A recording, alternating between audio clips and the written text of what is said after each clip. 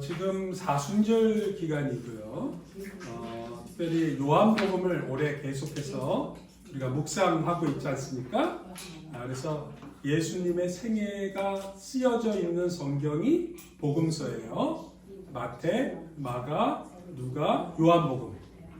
그리고 그 예수님의 그 복음의 말씀을 이렇게 요한복음이 특별히 압축해서 설명을 잘해주고 있는데, 그것을 제가 몇 가지 핵심 관점을 놓고 예수님이 순환을 당하셔서 그 다음에 예루살렘에 가시고 거기서 재판을 받고 십자가에 돌아가셨다가 부활하신 사건, 그게 기독교 복음의 아주 핵심이잖아요.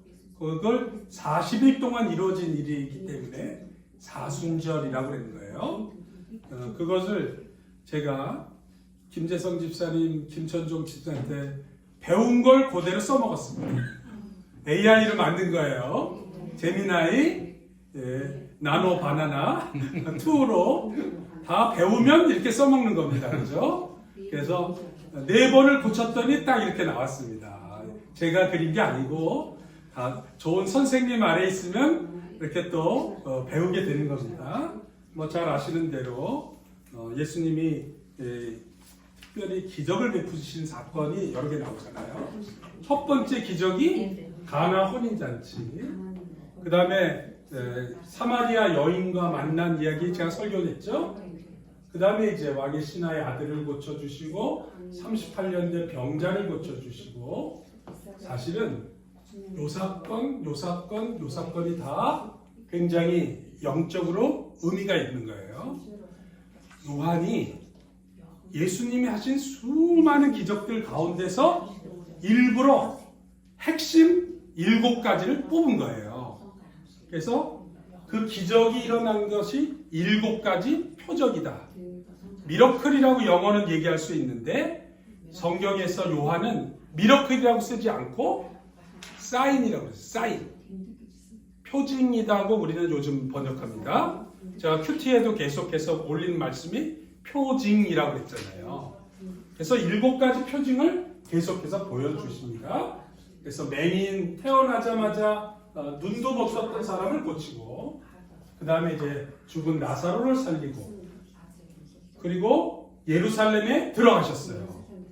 예루살렘 입성한 다음에 최후의 만찬과 세족식, 십자가 순환, 빈 무덤 속에 부활하시는 것. 예수님의 사역 일생의 진정한 클라이막스는 어디일까요? 클라이막스. 십자가 죽음이죠. 그죠? 왜냐하면 이 사건이 전 인류를 구원하는 사건이 됐기 때문이에요. 다만 죽음으로 끝났으면 안타까운데 다시 살아나셔서 우리 모두에게 희망이 되셨다. 그래서 지난주 이계신 목사님이 최종 병기 활, 결정적인 하나님의 승리 선포가 부활이었다. 그래서 사실은 부활이 예수님의 하나님의 아들이심을 증명한 사건이 되는 거예요. 그냥 십자가에 돌아가셔서 죽으셨다 그러면 성인으로 끝나는 거예요. 성인. 우리를 위해서 억울하게 희생당하신 분이지, 좋으신 분이야. 하지만 나하고는 관계없는 거예요. 그런데 나를 위해서 돌아가신 분이 죽음을 이기고 살아났기 때문에 구세주가 되신 거예요. 그런데 그 사건을 결정적으로 예수님이 현실적으로 보여준 게 나사로를 살리신 거예요. 죽은 나사로를 살리셨잖아요. 이 말은 뭐냐면 내가 죽은 사람도 살린 것처럼 나도 살아난다. 그걸 보여준 사건이에요. 그래서 여러분들 잘 아시는 말씀, 나사로를 살리신 다음에, 살리기 직전에 마르다가한테 묻잖아요. 아유, 선생님이 여기 계셨더라면 우리 오빠 안 죽었는데 하고 원망을 했어요. 그랬더니 예수님이 나르다한테 물었어요. 나는 부활이요 생명이니 나를 믿는 자는 죽어도 살겠고 살아서 믿는 자는 어떻게 된다고요? 영원히 죽지 아니하리라. 그리고 뭐라고 얘기하셨죠? 내가 믿느냐? 믿느냐 묻잖아요. 그때 죽은 다음에 살아날 걸 나도 믿어요. 나도 그렇게 들었어요. 그렇게 말꼬리를 사실은 흐린 거예요. 그때 예수님이 나사로를 살리셨어요. 사실은 이 사건이 이 예루살렘에 입성하기 직전에 일어난 사건이라 유대 예루살렘 6월절에 모였던 엄청난 사람들한테는 충격적인 사건이었어요. 아니 여러분, 오늘 죽은 지 한 열흘 돼서 냄새나고 몸으로 칭칭 감았던 사람을 이종필 집사님이 살렸다 그러면 어떻게 될 것 같습니까? SNS에 난리 나겠죠. 그러면 이게 진짜냐, KBS가 와서 다큐멘터리 찍겠지. 그러면 서울대학 병원 의사가 와가지고 이거 사람 분명히 내가 죽었다고 진단했고 냉동실에 넣는데 뭔 소리예요? 근데 사실 살아났거든요. 나도 설명이 안 됩니다 뭐 하면서 난리가 났을 거예요. 그러면 전 세계 뉴스에 또 나겠지. 뉴욕타임즈, CNN 엄청 나겠죠, 그죠? 뭐 하나 폭격했다 그래도 그 다음날 뜨는 시대에 사실은 예수님이 나사로를 살린 이 사건이 예루살렘 그 당시 6월절에 모인 엄청난 사람들한테는 충격적인 사건이 됐습니다. 그래서 그 사건에 대한 반응이 여기 12장 9절 오늘 우리가 읽은 성경 바로 앞에 나옵니다. 한번 읽어볼까요? 시작. 유대인의 큰 무리가 예수께서 여기 계시지 알고 오니 예수만 보기 위함이 아니요 죽은 자 가운데 살아난 나사로도 보려 함이라. 대제사장들이 나사로까지 죽이려고 모이하니 나사로 때문에 많은 유대인이 가서 예수를 믿음이라. 아주 정확하게 보도하고 있잖아요, 그죠? 거기 모였는데 엄청나게 모였는데 모인 이유가 사실 예루살렘에 예수님이 들어갈 때 낙이 타고 들어갔는데도 수많은 사람들이 나서 호산나 찬송하면서 종려주 가지를 꺾어서 올리브 가지를 옛날 개선장군처럼 환영했다는 말이 죽은 나사로를 살렸다는 소문이 장안에 아주 쫙 퍼졌기 때문입니다. 입에서 입으로. 이런 역사상 전무후무한 사건 아닙니까? 그죠? 우리도 들어보지 못한 사건 아니에요.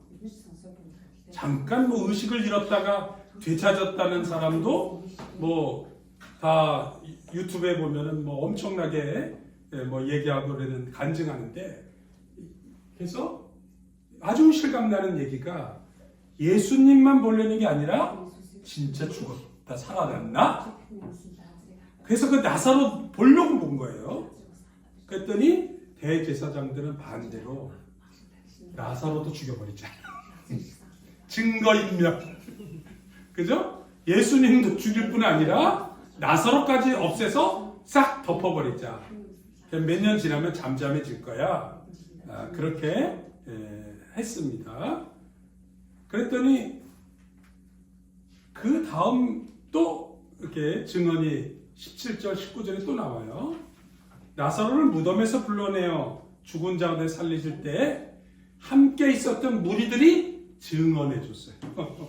다시 또 설명해 준 거예요.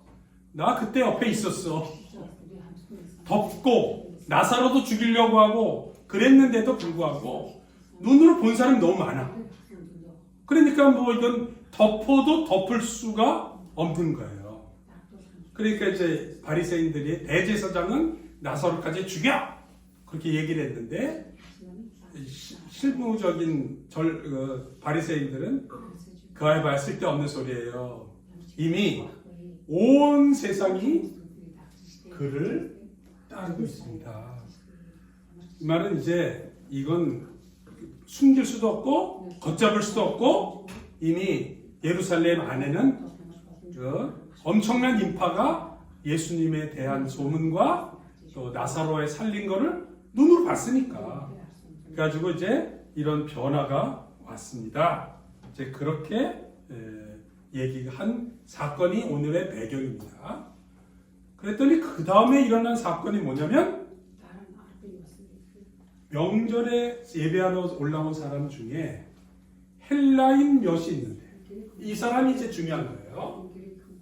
이 사람들은 헬라가 그리스입니다. 그리스. 헬레니즘이라고 그랬잖아요. 그래서 그리스 사람, 헬라인 몇 사람이 베세다 사람 빌립한테 가서, 빌립도 예수님의 12제자 가운데 헬라식 이름이 빌립인 거예요. 필립 왕, 알렉산더 대왕의 아버지 필립이 바로 빌립 그 이름입니다. 빌립보 또 빌립, 예수님의 제자 가운데 내가 생각하기에는 헬라 계통 출신 제자인 거예요. 안드레도 헬라식 이름이에요. 베드로는 유대식 이름이고, 그러니까 다 동네마다 이름이 있어요. 뭐 우리 드미트리 그러면 출신이 어디예요? 러시아지, 그죠? 예, 그렇게 되는 거예요. 또 아니면 헬무트 어딜까요? 독일계 미국 사람이겠지, 그지? 이렇게 뭐 헬미트, 슈미트 뭐 이런 식으로 하면 우리 이름 딱 들으면 벌써 그 사람들의 출신이 딱 나오는 것처럼 한국에서도 한국 성씨 중에 중국계 성이 있고 한국계 성이 있고 그래요. 그래서 이제 하여간 여러 가지 우리 성씨를 또 얘기할 수가 있는데 빌립과 안드레는 헬라식 이름이에요. 그래서 그랬는지 헬라인 몇 사람이 빌립한테 가가지고는 고향은 베세다지만 갈릴리 사람인데 이름은 헬라어를 썼나봐요. 빌립이. 그래서 빌립한테 가서 선생님, 빌립한테 이제 선생이라는 거예요. 벌써 예수님의 제자들은 이제 어느 정도 이제 위상이 올라갔어요. 라삐요. 우리가 예수님을 배웠기를, 아련하기를, 만나기를 보고 싶습니다. 라고 말씀을 요청을 합니다. 헬라인이 예수님을 찾아왔다. 사실 우리가 그냥 쉽게 넘어갈 수 있는 그냥 평범한 기록인 것 같지만 실제로 헬라인이 예수님을 찾아간 사건이 요한복음 전체를 둘로 나누는 결정적인 사건이 됩니다. 요한복음은 크게 두 가지로 나눠집니다. 1장부터 12장까지는 표적의 책이라고 해서 예수님이 갈릴리와 유다에서 어떻게 일하셨는가, 특별히 예수님의 7가지 기적을 통해서 당신의 하신 일들을 보여줍니다. 그리고 13장, 요 사건 헬라인이 만난 그 이후의 사건은 영광의 책이라고 그래서 여기서 말하는 영광이라는 말은 예수님이 스스로 말씀하신 거예요. 인자가 영광을 받을 때가 왔다 라고 본인이 선언하셨는데 예수님에게 영광은 십자가의 죽음과 부활을 얘기하는 거예요. 여러분 잘 생각하세요. 우리가 영광 받는다 그러면 무슨 대통령 표창 받고 메달 받고 노벨상 받으면 영광이라고 생각할 것 같지만 예수님에게는 순환과 죽음과 부활로 영광이 되는 거예요. 왜냐하면 이것이 예수님이 이 땅에 오신 목적이었기 때문입니다. 인생의 가장 근원적인 목적이 이루어질 때 영광스러운 인생이 된다는 거예요. 돈 많이 벌고 유명해지고 폼 잡고가 영광이 아니고 본질적으로는 창조주 하나님이 우리를 이 땅에 보내셔서 각자에게 맡겨졌던 그 근원적인 뜻이 하늘에서 뜻이 이루어진 것처럼 땅에서도 이루어지다. 그것이 이루어지는 게 주님께는 영광인데 주님의 영광은 인류 구원과 하나님의 뜻이 이 세상 안에 이루어지는 것이었습니다. 그래서 이 본문은 예수님이 세계 역사와 복음 역사 속에서 헬라인이 예수님을 찾아간 사건이 굉장히 중요한 사건이었다는 걸 제가 말씀드리고 있습니다. 유대인 중심의 복음이 온 세계로 확장되는 사인이었기 때문입니다. 그걸 제가 조금 더 구체적으로 좀 설명을 드리도록 하겠습니다.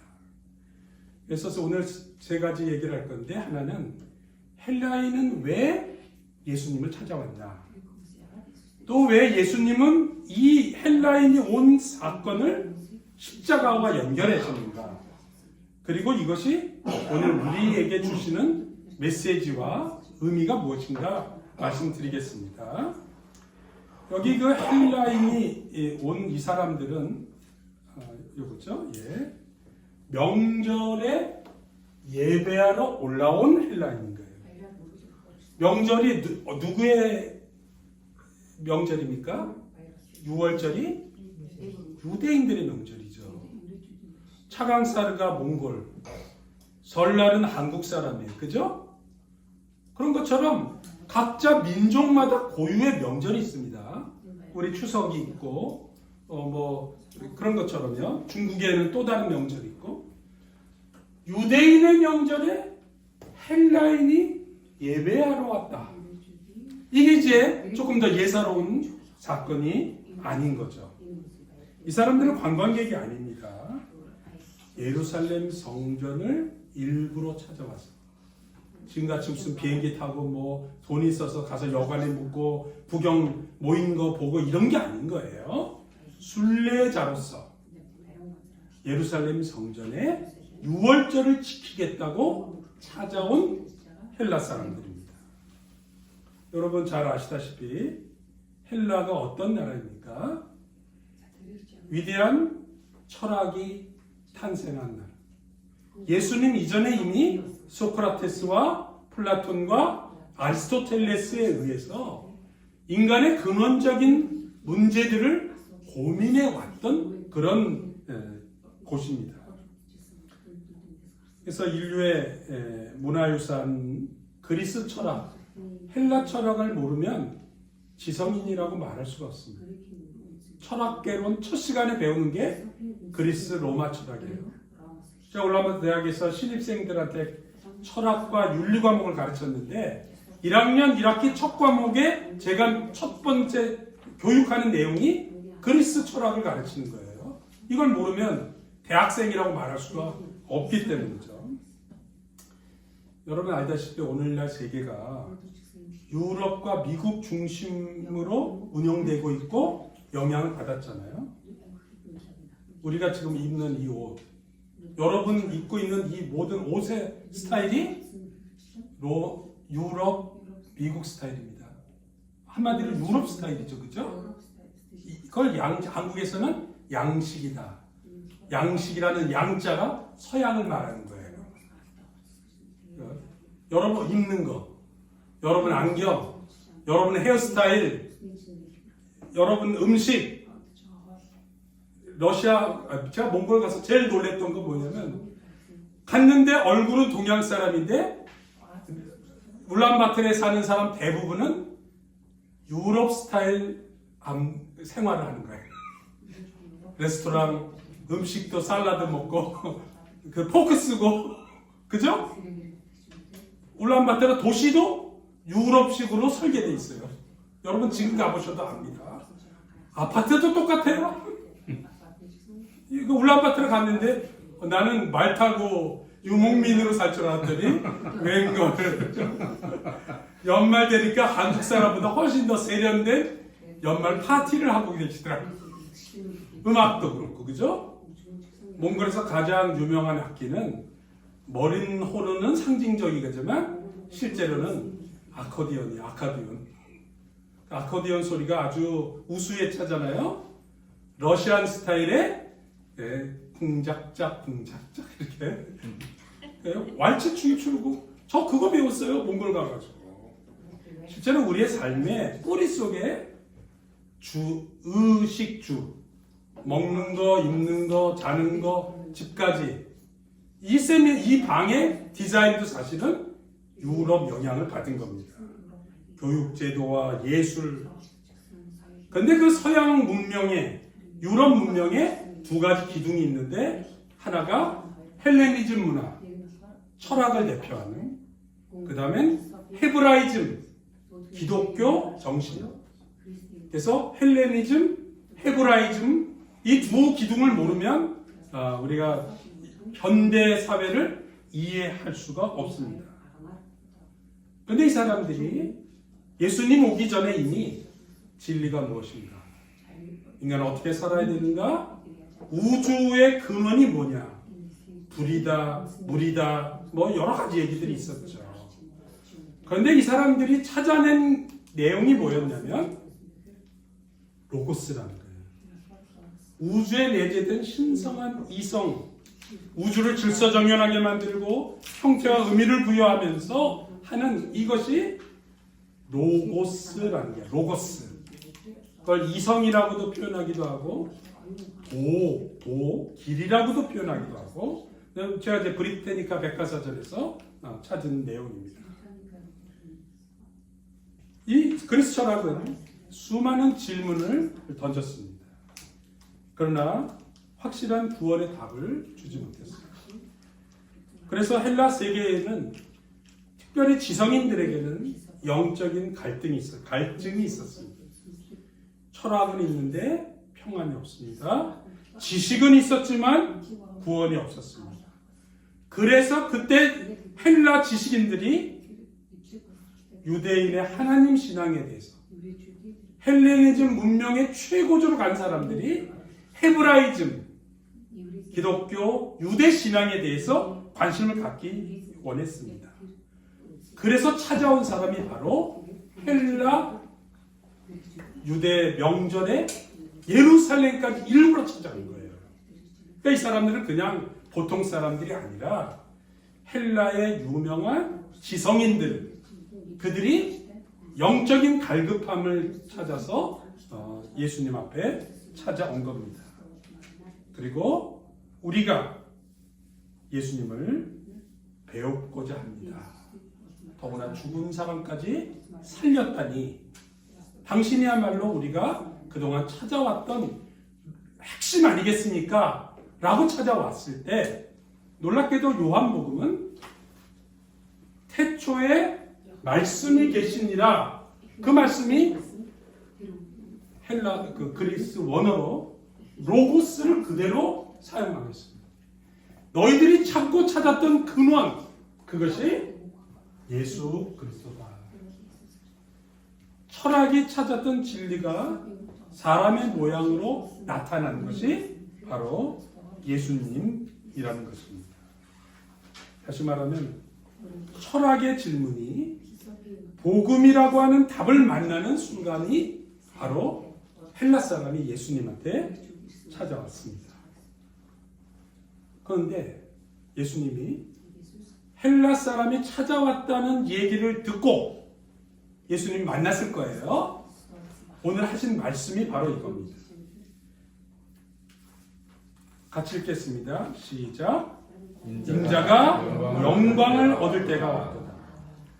한 알의 밀이 땅에 떨어져 죽지 아니하면 한 알 그대로 있고 죽으면 많은 열매를 맺느니라.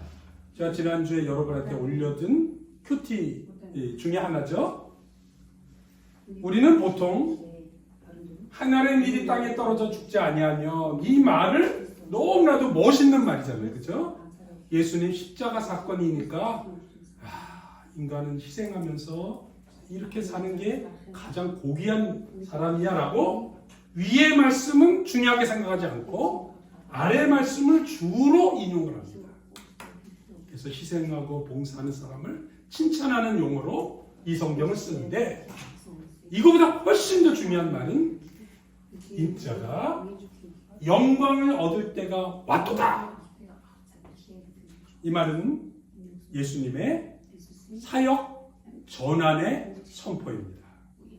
다시 말하면 유대 중심의 복음을 가졌던 예수님의 갈릴리 사역이 이제는 세계를 구원할 그런 하나님의 신령한 때, 이것을 설명하는 거예요. 예수님의 때가 왔다는 거예요. 그러면 그 전에는 어떻게 됐죠? 예수님의 제자들이나 예수님의 심지어는 어머니까지 예수님 이렇게 좀 해주세요, 저렇게 좀 해주세요 할 때마다 아직 내 때가 되지 않았어, 기다려 그랬잖아요. 예수님이 아직 아니야 그랬는데 드디어 카이오스, 하나님의 때가 왔다는 거예요. 이거를 요한은 이렇게 설명을 했습니다. 내가 땅에 들리면 모든 사람을 내게로 이끌겠노라. 이렇게 말씀하시면 자기가 어떠한 죽음으로 죽을 것이고요. 그러니까 헬라인이 찾아온 사건을 예수님은 하나님의 때가 왔구나, 이제 드러내고 십자가 죽음과 인류 구원의 이야기를 이제부터 선포하겠다 하면서 예수님의 제자들한테 다락방 강화도 하시고 또 실제로 최후의 만찬도 하시고 또 빌라도의 재판 앞에 당당하게 나가시는 거예요. 그전에는 숨으셨어요. 말하지 말라고 그랬어요. 아직 때가 아니라 그랬는데 이제 완전히 달라지는 거죠. 그리고 보니까 요한복음 안에 아까 처음에 보였던 그 그림 있죠? 예수님이 특별히 이방인을 만나시면서 했던 사건 하나하나가 특별한 의미로 다시 보게 되는 거예요. 그러면 4장의 사마리아 여인이 민족의 장벽을 넘어서는, 유대인이 사마리아인과 상종 안 했잖아요. 그죠? 여러분 이거 우리한테 적용해 보면 한국 사람이 일본 사람 미워하면 안 되는 거예요. 몽골 사람이 중국 사람 너무 미워하지 마세요. 이게 다 예수님을 배워야지. 두 번째로는 왕의 신하가 아프다고 옛날같이 엄청난 계급사회, 유대 사람의 아마 절반은 노예 생활했을 거예요. 사실은 2조 시대 때도 한국민의 약 한 3분의 1은 천민으로 살았다. 평민이 또 양반은 사실은 극소수였어요. 근데 사회 계층을 넘어서서 예수님이 그들을 새롭게 만들어줬어요. 요즘 한국에서는요, 너 어디 살아? 그래가지고 그 사는 동네를 얘기하는 게 계급을 말하는 거예요. 굉장히 잘못된 거예요. 세 번째는 38년의 병자는 절망 속에서 생명의 구원. 여러분 말이 그렇지 38년을, 제가 지난주에서 한 보름 정도 이 감기가 왜 이렇게 안 떨어지지? 한 3일은 제가 좀 진짜 헤맸습니다. 보름만 감기로 시달려도요, 사람이 이것만 나면 뭔가 하겠다, 그 정도인데 이 절망에 빠진 이 사람에 대한, 특별히 나면서부터 맹인된 사람을 영적으로 눈뜨게 하시잖아요. 네. 육체의 눈과 또 영의 세계를 또 얘기하시고, 오늘 헬라인이 찾아온 사건이 바로 세계를 향하는 하나님의 복음, 인류 구원의 시발점이 되는 하나의 방아쇠를 당기는 사건. 그래서 헬라인이 찾아온 자체가 중요한 게 아니라 예수님이 그 사건을 보고 인자가 영광을 얻을 때가 됐다고 선포하시는 거예요. 그리고 나서 보니 요한복음 1장 29절에 있는 이 말씀, 세상 죄를 지고 가는 하나님의 어린 양이라는 이 말씀이 이제는 내가 온 세상에 온 모든 사람들을 불러 모으겠다, 이끌겠다. 예수님이 오늘 선포하신 내용하고 그대로 연계가 되지 않습니까? 오늘 이 헬라인이 예수님을 찾아온 사건을 우리 자신에게 적용해 본다면, 저도 오늘 이번에 대학에 입학한 우리 똑똑한 친구들, 요즘 몽골 사람들이 얼마나 똑똑한지 여러분 느낌이 오잖아요. 원하는 학교 턱턱 입학하고 또 자기 미래를 향해서 뭐 희생하면서 뭔가 하려고 마음먹으면 그냥 하는 거지. 진짜 멋있지. 근데 여러분에게 난 묻고 싶어요. 여러분은 무엇을 찾으면서 살아가고 있습니까? 헬라인들이 인생의 근원과 철학적 고민을 가졌다면, 그래서 제가 대학 1학년 때 첫 번째 수업에서 들은 말이 뭔지 아세요? 배부른 돼지보다 가난한 소크라테스가 낫다. 자, 대학 1학년 철학 과목 첫 시간에 들은 말이에요. 그러면서 우리 선생님이 프랑스에서 유학하고 오신 분인데 다스만이라는 독일어를 얘기하시면서 다스만이라는 말은 man, 평범한 인간, 그저 먹고 사나 살고 지 몸뚱아리 하나 편하면 헬렐레 하는 그런 인간 되지 말고 고뇌하는 철학자가 되라. 만약에 그냥 평범하게 산다면 짐승하고 뭐가 다르냐? 차라리 배고프더라도 고민하는 인생이 되는 게 지성입니다. 그런 얘기를 제가 첫 시간에 들었을 때 나도 정말 의미 있는 인생을 살아야 되겠다. 그래서 생각했는데 제가 우리 후배들에게 여러분 뭘 추구하고 살아갑니까? 지식, 성공, 철학, 자기개발. 좀 더 내가 냉정하게 얘기하면 오늘 대부분의 수많은 사람들이 이 정도만 추구하고 살아도 훌륭한 인생을 살아가요. 직장에서 쫓겨나지 않으려고 생존하기도 쉽지 않고, 그죠? 원하는 지식을 얻으려고 하는 거 만만치 않고, 성공하며 사는 것도 쉽지 않아요. 그러나 적어도 예수님을 찾아온 헬라 사람들은 우리가 예수님을 뵙고 싶습니다 라고 얘기할 때는 영원한 생명의 구세주, 진정한 인생의 답을 가진 예수 그리스도를 만나고 싶었던 거예요. 저는 여러분들이 특별히 젊은 우리들이 인생이 앞으로 청청하게 남았고 뭐든지 다 할 수 있을 것 같은 여러분들이야말로 무엇을 지금 추구하면서 살고 있는가? 그렇게 추구하면서 살았던 두 사람의 이야기를 하고 설교를 마치겠습니다. 한 사람은 파스칼이라고 하는 사람. 지금부터 500년 전에 천재적인 수학자고 물리학자고 철학자 파스칼의 팡세를 제가 고등학교 1학년 때 읽고 참 정말 이분은 거의 성인이 아닌가 생각할 정도로 어떻게 이런 수학 물리학자가 이렇게 엄청난 그 500개의 글을 쓸 수 있었을까? 근데 이 사람이 과학과 철학을 연구하면서 스스로 인간의 두뇌, 이성의 한계를 느낍니다. 그러다가 인간의 가장 깊은 문제가 철학 가지고 안 된다는 걸 알게 되었는데 어느 날 성경을 통해서 하나님을 느끼게 됩니다. 그리고 자기한테 깨달음이 왔는데 그것이 마치 불이 내리는 것처럼 그렇게 엄청난 그런 충격이 왔어요. 성경을 읽으면서. 그래서 성경에 나타난 역사적 기록을 그는 평생 그날의 기록을 읽을 아브라함의 하나님, 이삭의 하나님, 야곱의 하나님, 그리고 나의 하나님.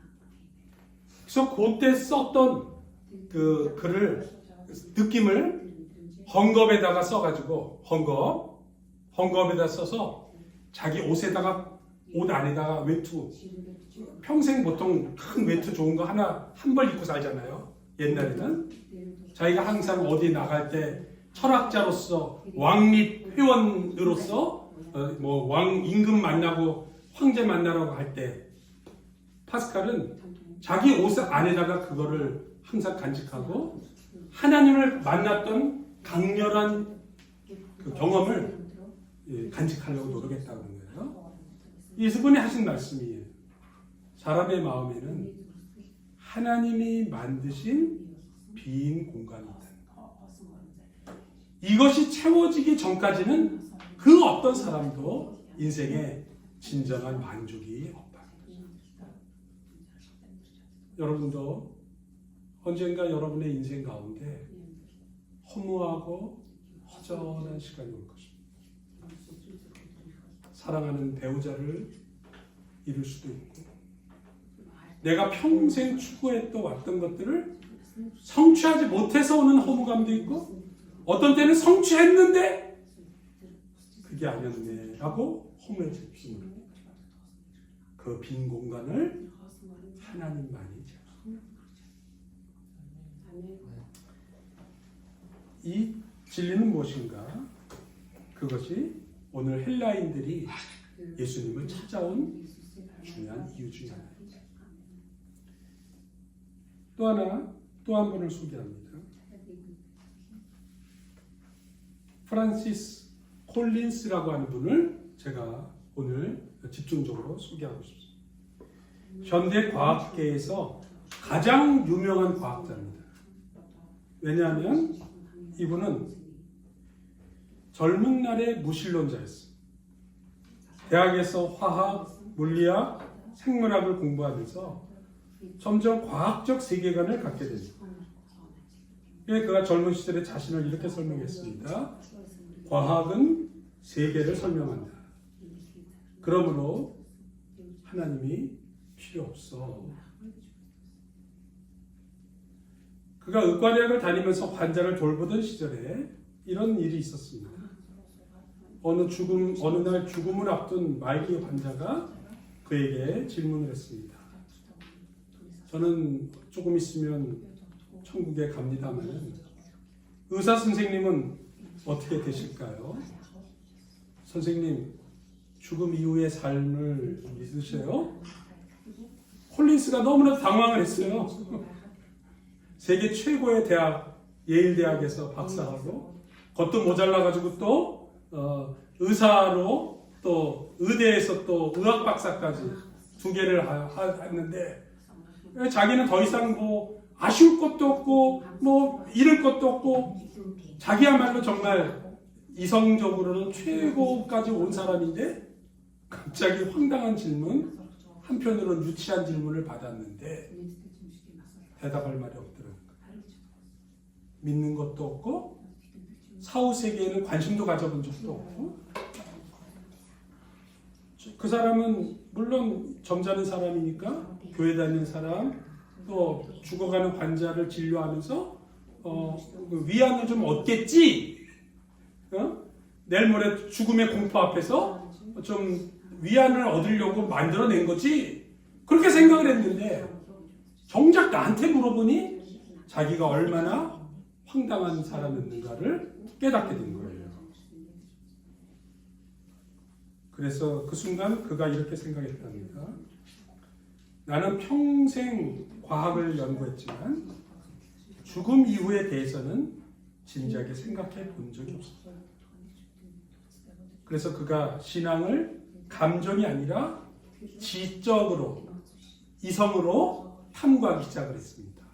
딱 그때 마침 C.S. 루이스의 순전한 기독교라는 책을 읽게 됩니다. 이 책입니다. 제가 오늘 독서 모임에도 했고 사실은 이 책은 이계신 목사님이 나한테 권했는데 제가 몇 년 동안 안 읽다가 3년 전인가 4년 전에 김재성 집사님이 독서 모임에서 책을 한 권 추천하라고 그래서 이 책을 그때 다시 한번 읽고 그리고는 한 번 더 고민을 하고 그랬습니다. 제가 말씀 준비하면서 다시 한번 이 책을 이게 내용을 한 번 더 저도 리뷰를 다시 한번 해봤습니다. 여기에는 또 세계 최고의 지성이라고 하는 옥스퍼드 케임브리지 대학 교수였던 C.S. 루이스가 한 내용 중에 여러 좀 어려워요 이 책이. 그러나 이 책 가운데 이런 내용이 나오는데 이것을 아까 콜린스가 읽으면서 하나님을 만나는 거예요. 여기에 도덕법 논증을 공감을 합니다. 핵심 내용은 이런 겁니다. 인간에게는 보편적인 도덕 기준이 있다는 거예요. 짐승과 이 사람이 이제 생물학을 전공하고 또 의사니까 동물과 인간의 차이점 뭐 이런 거 굉장히 연구 많이 했을 거 아니에요. 생화학자니까 그 어떤 동물에게도 도덕은 없어요. 근데 사람에게는 보편적인 도덕 기준이 있고 이것은 단순한 진화의 산물이 아니라는 거예요. 도덕법은 도덕 법칙을 만든 존재를 가리키는데 이 과정에서 도덕의 법칙을 만든 존재가 있다고 밖에는 결론이 나오지 않는다. 그리고 그분이 절대자 하나님이구나. 이분이 어느 날 산을 등산하는데 미국의 그 장엄한 그 산악의 모습과 햇살과 그걸 보면서 깊은 영적인 체험을 합니다. 그래서 그가 장엄한 자연을 바라보면서 이 엄청난 우주와 자연이 우연히 그리고 저절로 생겨났다는 것을 자기는 도저히 받아들일 수 없다. 절대자가 이렇게 만드셨구나. 사실은 제가 45살에 중국의 장가계라는 곳을 갔는데 원가계에서 석양을 바라보면서 하나님의 존재가 저절로 느껴지더라고요. 사실은 제가 34살에 홉스글 호수에 첫 번째 갔었을 때 그때도 똑같은 느낌을 받았어요. 여러분, 하나님의 장엄한 자연 속에는 하나님의 손길이 있습니다. 젊을 때는 모르는데 나이가 들수록 자연 속에 하나님의 살아계심이 느껴지는 건 어떤 일일까요? 하나님이 우리 빈 마음의 영혼의 공간에 자연을 통해서 우리에게 자신을 계시하기 때문입니다. 그래서 나이가 들수록 사람은 자연을 더 가깝게 느끼게 되고 또 즐기게 되는 것도 알게 됩니다. 콜린스는 하나님의 존재를 받아들이고 난 다음 자기가 정직하다면 하나님을 믿고 신뢰하겠다. 그리고 따르기 시작을 했습니다. 그래서 신앙생활을 하기 시작을 했고 예수님 앞에 나가기 시작을 했는데 딱 그때 전 세계적인 프로젝트 인간 게놈 지도 프로젝트 책임자로 이 사람이 거기에 대표로 임명을 받습니다. 이건 뭐 하는 거냐면 휴먼 게놈 프로젝트라는 게 인간의 DNA 전체를 해독하는 거예요. 그래서 생명의 유전적 설계 이해라고 하는 인류 역사상 굉장히 중요한 과제를 1990년서부터 2003년까지 13년 동안 전 세계와 세계적으로 유명한 20개 나라 대학들이 함께 공동으로 참여한 프로젝트입니다. 어마어마한 프로젝트였죠. 그래가지고 많은 사람들이 이거 할 때 심지어는 카톨릭에서도 반대 성명을 냈어요. 유전자 연구는 너무 위험하다. 인간을 이제 분자로 다 분해하다 못해 이 세포 안에 있는 DNA까지 염기 서열을 전부 다 하고 나면 이게 뭐 유전자 조작에서부터 시작해가지고 인간을 속속들이 파헤치면 뭐가 낫겠냐.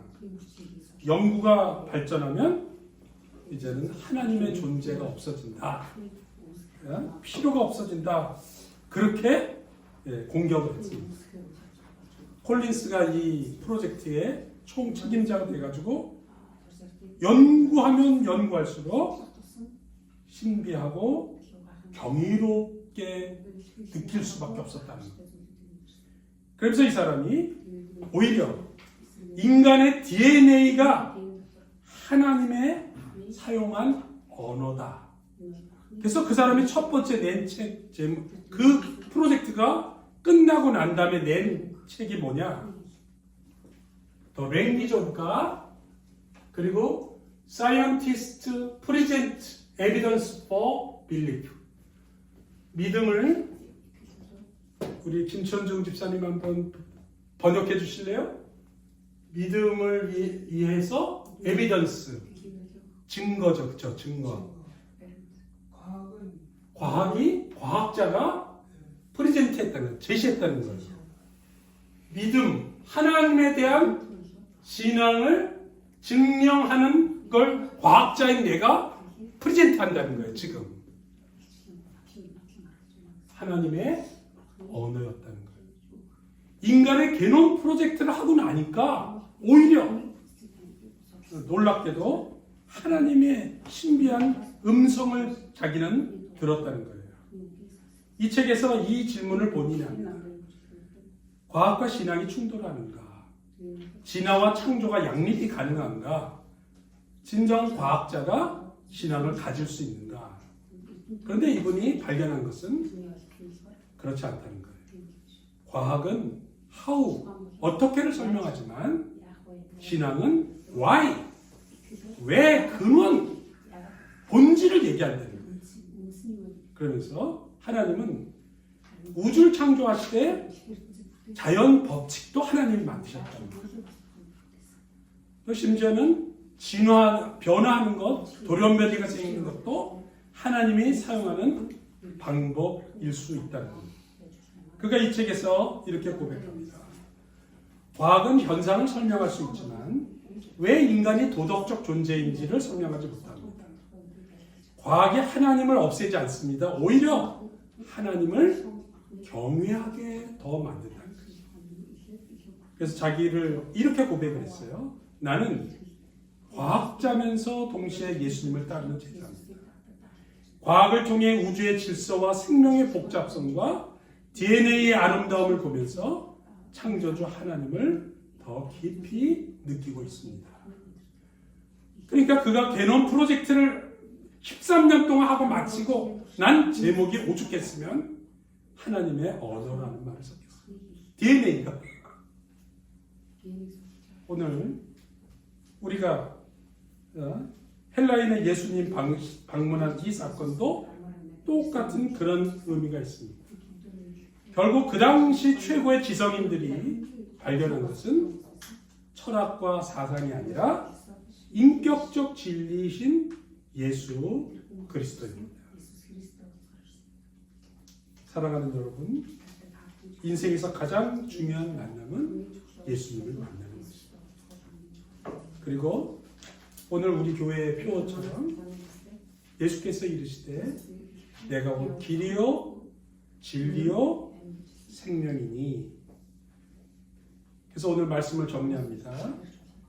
헬라인이 예수님 방문한 사건을 제가 이제 정리한 거예요. 첫째, 한번 이종필 집사 읽어주시겠어요? 인간의 마음에는 진리를 찾는 갈망이 있습니다. 그런데 철학은 질문하지만 예수님은 답이 되십니다. 그리고 그 답은 십자가입니다. 십자가의 예수님을 만난 사람은 인생이 변합니다. 그리고 변화된 사람을 사용하여 세계 역사가 변화했습니다.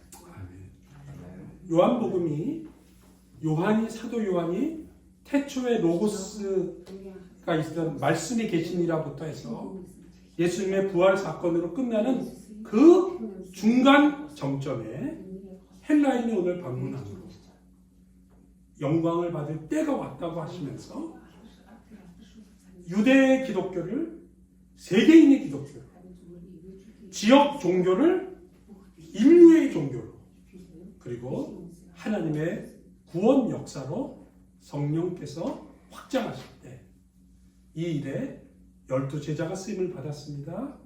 요한이 쓰임을 받았습니다. 이제는 우리가 쓰임 받아야 할 타임입니다. 기도하겠습니다. 우리가 예수님을 배웠고자 합니다. 헬라인의 이 고백이 나의 고백이 되게 하여 주옵소서. 주님, 내가 예수님을 배우기를 원합니다. 내 인생에서 주님을 만나게 해 주옵소서. 십자가 예수님을 만나서 콜린스처럼 파스칼처럼 내 인생을 바꿔 주시옵소서. 그래서 세계 변화의 시작이 나로부터 시작되게 하여 주시옵소서. 예수님의 이름으로 기도합니다. 아멘.